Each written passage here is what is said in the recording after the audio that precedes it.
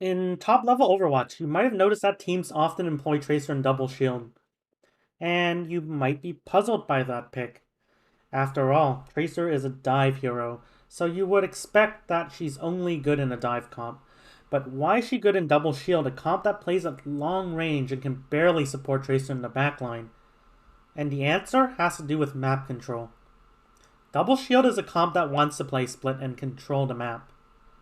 This is because shooting tanks is not a recipe for success. Poke comps like Double Shield want to hold multiple angles on the enemy. To actually pose a threat, you need to have angles on the enemy's squishies. One of the worst feelings in the game is being surrounded by the enemy. You feel that you can't do anything because the enemy is just shooting you from all sides, and you don't even know where to start.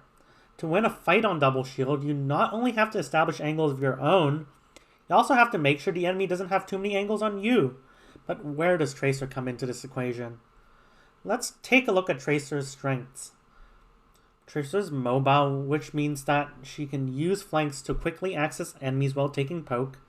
Tracer can win a 1v1 against most squishy heroes, but certainly against the long-range heroes usually present in Double Shield. And Tracer splits attention and forces the enemy to respect her. Tracer is useful in Double Shield because she can help her team clear and control space, as well as threaten or even just distract the enemies long enough for her teammates to capitalize on it. In this example, Tracer can help her team clear the angle on the left, kill the Hanzo on the right, or distract him long enough for her teammates to safely peek and kill him, or go into the enemy backline and threaten to kill. Since Tracer can win a 1v1 against most squishy heroes, she forces multiple enemies to look at her. When that happens, her teammates can use the distraction as a temporary numbers advantage, allowing them to play more aggressively. In general, when playing in Double Shield, you will focus more on clearing space for your own team and taking duels than you will focus on going to the enemy backline. Double Shield is not a dive comp, and lacks the brawling potential that dive comps have that allow Tracer to take on multiple enemies at once safely. Tracers who are used to aggressively going into the enemy backline will have to temper their aggression and play more for duels and less for assassinations. You will generally start playing more aggressive once your team has established good map control and has forced the enemy to clump up, in which case your team will look to play more aggressively.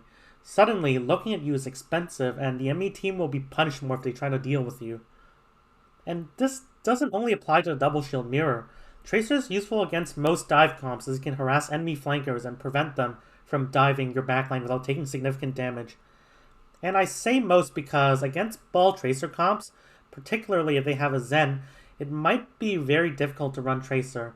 The combination of a ball and Tracer harassing you on the flank, as well as a Zen who's putting Discord orbs on you, makes it very difficult to flank or mark your counterpart. And against Brawl comps, Tracer loses value as Brawl doesn't usually play very split. So there won't be any angles for Tracer to clear a lot of the time. And a combination of CC and close range damage makes it difficult to do anything until the enemy has used their abilities. Anyways, hope this was helpful in explaining why the pros run Tracer and Double Shield, and why you should consider it as well.